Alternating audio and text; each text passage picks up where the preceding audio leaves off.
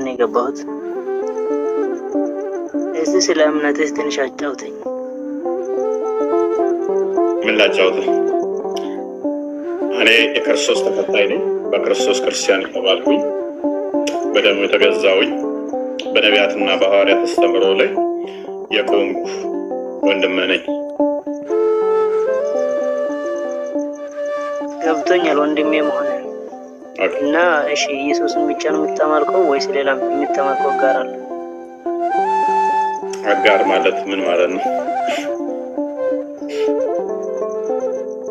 ያው አንዳንድ ሰዎች እንደምንሰማውና እንደምናየው ከሆነ አንዳንዴ በማርያም በገብርኤልም ከዛም ደግሞ በኢየሱስ እንደዛ ያመልካሉ።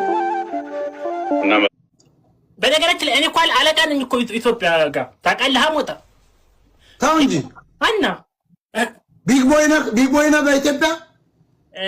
ቢግ ቦይ ወንድ ልጅ ትልቅ እንደዛ አይነት Arresten a nuestro padre. ¡Hijo! Papá ya no puede volver, lo siento mucho, hijo.